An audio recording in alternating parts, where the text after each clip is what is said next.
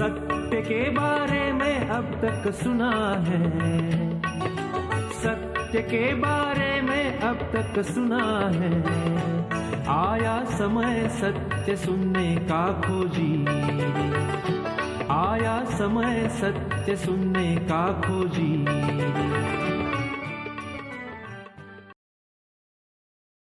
सभी को शुभेच्छा, हैप्पी थॉट्स।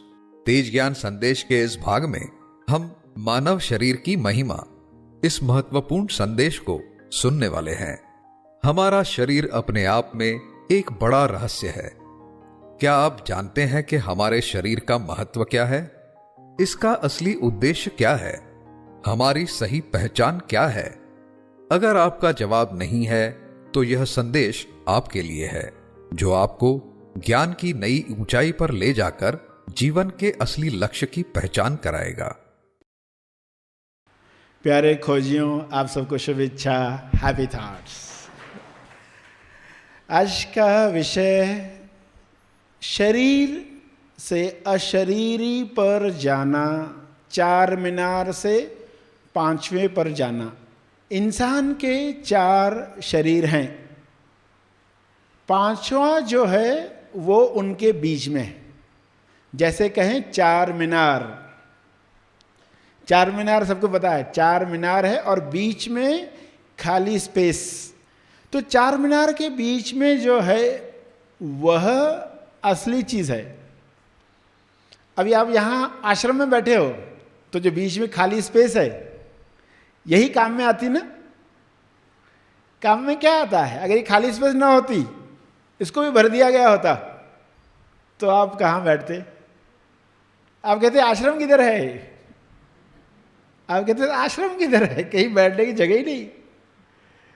तो जो बीच में स्पेस है वही काम में आती है। आप मार्केट से कबर्ड लेकर आओ ऐसा जिसके अंदर जगह ही नहीं है, खाली स्पेस ही नहीं है, सब लकड़ी ठूस दी है उसमें, तो आप कहोगे किस काम की अलमारी? बहुत खूबसूरत है, एंटिक है, मगर जगह ही नहीं, अंदर कुछ रख नहीं सकते। तो आप क्या कहेंगे? ये अलमारी किसी काम की नहीं, क्योंकि उसके अंदर चाहिए स्पेस, खाली जगह। एक्चुअली काम में वही आती। आप जिस घर में रहते हो काम में क्या आता है? वो खाली स्पेस। तो हमारे शरीर के अंदर जो है काम में वही आता, वो नहीं है तो शरीर लाश हो गया। लोग जल्दी जला डालते उसको, अभी इस शरीर को रख नहीं सकते। तो असलियत में हमें प्रेम उस चीज से है जो हमारे अंदर है।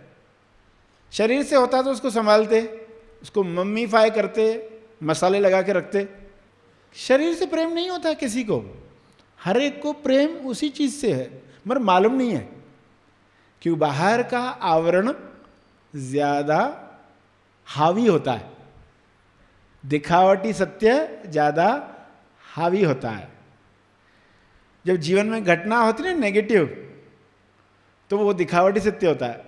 दुख आया है, वो क्या है? दिखावटी सत्य, वो हावी होता है। पर्सन कहता है बहुत दुख है, और बाद में क्या कहता है? अरे अच्छा हुआ वैसा हुआ, इस वजह से तो मैं यहां तक पहुंचा, अच्छा हुआ नौकरी से निकाल दिया गया, इसलिए तो मैंने अपना बिजनेस शुरू किया। मगर जब नौकरी से निकाला गया तब वो क्या था? दुख था। उस वक्त कहता था कि इंसान ये दिखावटी सत्य है, उस वक्त तो नहीं कह पाया, क्योंकि दिखावटी सत्य हावी हो जाता है। मगर अब आप जब भी दुख को देखो तो क्या कहोगे? ये दिखावटी सत्य है, ये ईश्वर की पुकार है, ईश्वर बुला रहा है, जगा रहा है। दुख आया तो कहना ये ईश्वर की पुकार, या ये बल है। क्योंकि जब दुख आता है तो इंसान प्रार्थना करता है। प्रार्थना को बल कब आता है? प्रार्थना को बल तब आता है जब दुख आता है। हालांकि वो दुख नहीं है, मगर दिखता वैसा है। जैसे दो पेड़ है रास्तों के इस तरफ, दोनों पेड़ की टहनियां आपस में मिलकर एक इंसान का चित्र बनता है। फिर पर्सन कहता मैं कार से जा रहा था, भूत देखा मैंने। तो भूत था क्या? वो मन ही बड़ा भूत है, उसको वैसा दिखता है। सबसे बड़ा भूत मन है। अज्ञान में उसको भूत दिखते, यानी दुख दिखता है। मगर आगे चलकर कहता है इंसान, अरे वो दुख ने बल दिया, प्रार्थनाएं हुई, सत्य मेरे जीवन में आया। तो समझ क्या मिली यहाँ पर कि शरीर जो है उसके अंदर जो स्पेस है, जगह है, जिंदा चीज है, चैतन्य है, उसे जानने के लिए है चार मीनार। आईना क्यों है? अपना दर्शन करवाने के लिए है। आप आईने के सामने खड़े होकर डिजाइन देखते हो क्या आईने की? जब सुबह जाते हो नहा धोकर डिजाइन देखते बैठते हो? नहीं बैठते हो। एक बार देखते हो मार्केट से लेकर आते हो जब, मगर बाद में रोज अपना चेहरा ही देखते हो। क्यों? क्योंकि आपको पता है ये मेरा दर्शन करवाने के लिए है। तो वैसे ही हम हमारे शरीर को इस्तेमाल करना शुरू करें। ये मुझे मेरा दर्शन करवाने के लिए है। इसके चार कोश हैं, चार परतें हैं। जैसे कांदा लेते हो, उसके अंदर परतें होती, एक निकालो अंदर दूसरी होती, दूसरी निकालो तीसरी निकालो चौथी। तो ये चारों आपस में मिली हुई, जैसे स्वेटर हम बुनते ना, बुनी हुई है आपस में। तो ये चार शरीर कौन से है? पहला हमारा बाहर का आवरण परत, जिसको अन्नमयी शरीर कहा गया है, अन्न से बना हुआ, स्थूल शरीर कहें। उसके साथ दूसरा शरीर कौन सा जुड़ा हुआ है? प्राणमय शरीर। प्राण, प्राण यानी श्वास, जो हम सांस लेते हैं वो प्राण है, इसको कहा गया प्राणमय शरीर। दूसरा, तीसरा मनमय शरीर, मन विचारों का पुलिंदा, विचारों का बोरा, मनमय। और विवेकमय शरीर या विज्ञान शरीर जिसको कहा गया। ये चार शरीर, इन चार के अंदर जो है वो शरीर नहीं है, मगर किसी ने शब्द दिया आनंदमयी शरीर। एक्चुअली वो शरीर नहीं है, अशरीरी है,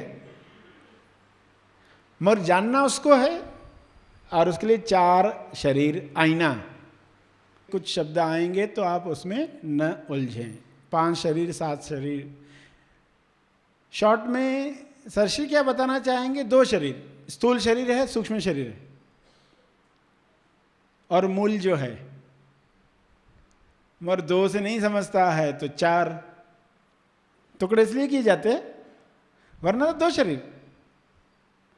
किसी पुस्तक में आप पढ़ोगे 3 शरीर, स्थूल शरीर, सूक्ष्म शरीर, कारण शरीर, तो कुछ अलग बताया, किसी को भ्रम होगा, ये अलग बताया, ये अलग। अलग नहीं बताया जा रहा है, अलग बताया भी नहीं जा सकता, एक ही तो सत्य है। आज तक जिन्होंने भी बताया वही बताया, सिर्फ शब्दावली अलग रखी सामने वाले लोगों के हिसाब से। पढ़े लिखे लोग हैं तो वैसी भाषा आएगी, अनपढ़ लोग हैं तो वैसा आएगी, मिक्स है तो वैसी भाषा आएगी। जो जिस तरीके के लोग देखता है उस हिसाब से वो वाणी निकलती है। कोई व्यक्ति नहीं है जो बोल रहा है, जरूरत के अनुसार, लोगों के अनुसार कुछ बातें होती है। आप भी अनुभव करने वाले, तेजस्थान से अचानक कुछ बातें निकलेगी, आपको आश्चर्य होगा कि ये मुझसे कैसे निकला। व्यक्ति जब हटते जाएगा तो डायरेक्ट कांटेक्ट तेजस्थान से होता है। तो ये इंस्ट्रक्शन ऑलवेज बताना आवश्यक होता है, वरना जैसे कई लोग आए हैं यहाँ पर, अलग भाषा में कुछ ज्ञान सुना होगा तो भ्रमित न हो, कंफ्यूज न हो। पता क्या चलेगा कि आज की ज़रूरत के अनुसार इस भाषा में बताया जा रहा है, लोक भाषा में। आज लोग टीवी देख रहे, टीवी सीरियल्स देख रहे, फिल्में देख रहे हैं, तो उस अनुसार कुछ बातें वे शब्द को सुनाई देंगे। तो ज्ञान बदल नहीं जाता, ज्ञान वही रहता है। इस समझ के साथ हम आगे बढ़ेंगे। जानना किसको है? अशरीरी जो है। संदेश का शेष भाग छोटे से अंतराल के बाद। महा आसमानी निवासी शिविर मनन आश्रम पर आयोजित किया जाता है।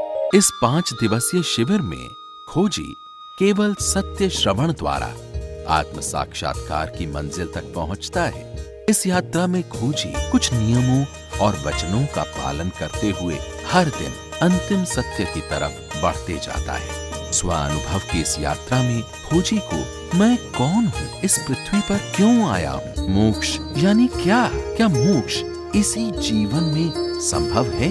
इन सवालों के जवाब अनुभव से प्राप्त होते हैं। सरश्री बहुत ही सीधे और सरल शब्दों में आज की भाषा में अंतिम सत्य को उजागर करते हैं। अब आइए हम एक खोजी से इस शिविर के बारे में उनके अनुभव जानें।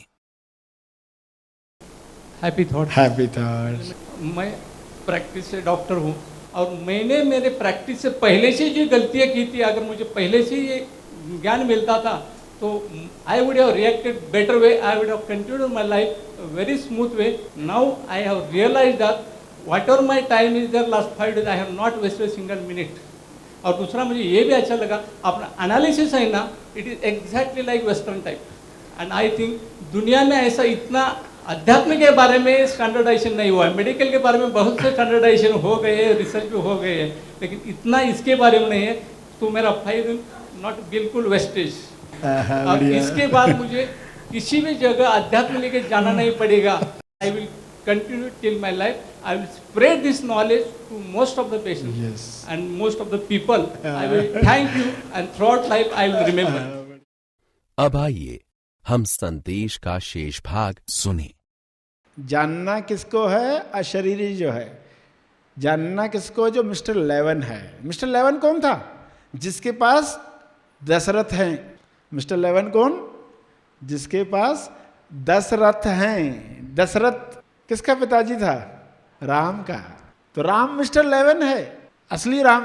उस अनुभव को नाम दिया गया राम। मगर लोग अभी हिंदू पकड़ कर बैठे कि ये हमारा अवतार, हमारा ईश्वर। असली बात जानी नहीं। दशरथ किसको कहा गया है? शरीर दशरथी है। और राम चला गया वनवास तो दशरथ मर जाता है। राम वनवास गया तो दशरथ मर जाता है।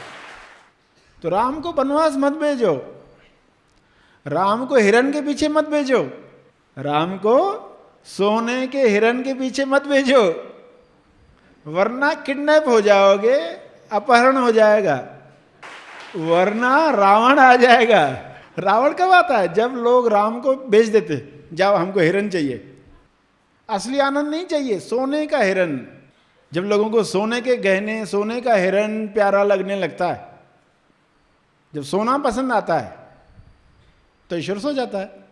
जब सोना पसंद आता है तो ईश्वर सो जाता है। तो सोने के हिरण में नहीं अटकना है, सोने की लंका में भी नहीं अटकना है। सोने की लंका को हनुमान ने जला डाला क्योंकि वो राम को जानता था। अपना सीना चिर के दिखाया कि राम अंदर ही है। तो अंदर है, ये तो लोगों को दिखाने के लिए कि लोग कैसे वो अनुभव देखेंगे, तो चित्र दिखाया राम का। हकीकत में क्या दिखा रहा है वो तेजस्थान पर?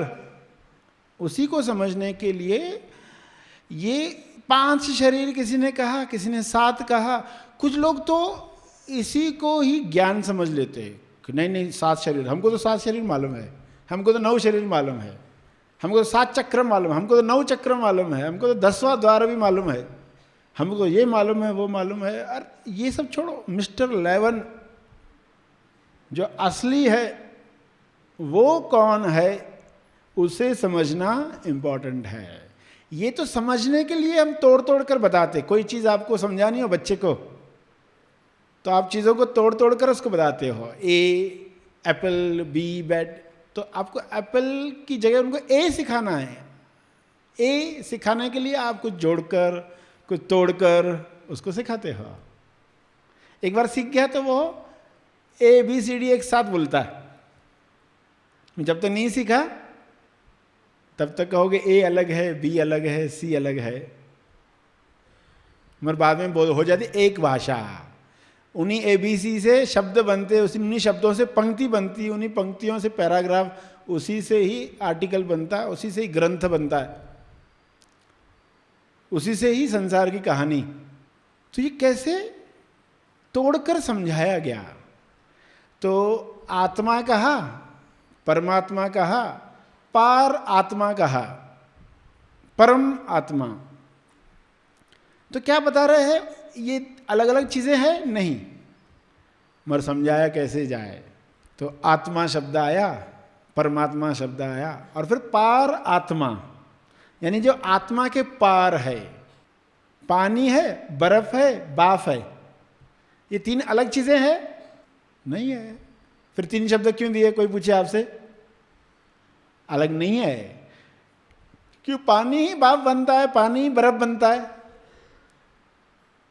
अलग अलग सिचुएशन में पानी बर्फ बन जाता है। तो ईश्वर ही व्यक्ति बन गया, ईश्वर ही व्यक्ति बन जाता है। खुद को लिमिटेड मानता है अनलिमिटेड, असीम, निराकार, मगर वो खुद को एक स्थिति में लिमिटेड करता है कि इस शरीर के अंदर इतना ही, यानी बर्फ हो गया। शरीर में एक ही शरीर मान रहे हो, यानी क्या हो गया? बर्फ हो गया, जम गया। फिर उसको भाप बनाओ, गर्म करोगे तो भाप बन जाए, ज्ञान मिलेगा तो फिर ओरिजिनल अवस्था में आ जाएगा। तो समझाने के लिए इतने शब्द, मगर आप जानते हैं ये अलग चीज नहीं है।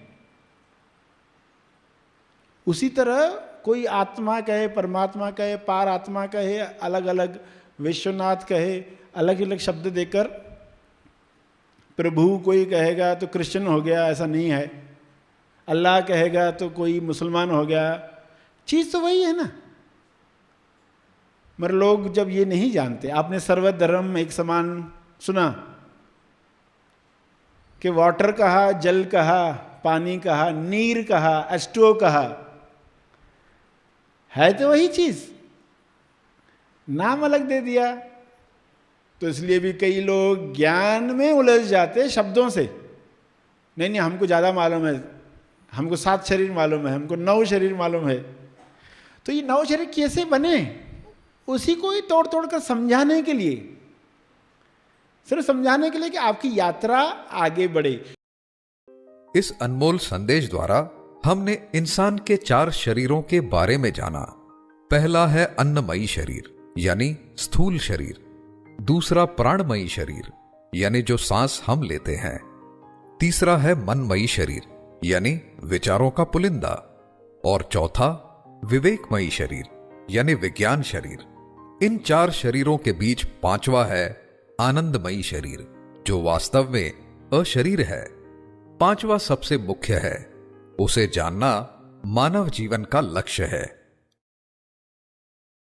सत्य की समझ के साथ आगे बढ़ते हुए तेज ज्ञान संदेश के अगले भाग में हम मानव शरीर की महिमा, इस संदेश की महत्वपूर्ण कड़ी को सुनने वाले हैं।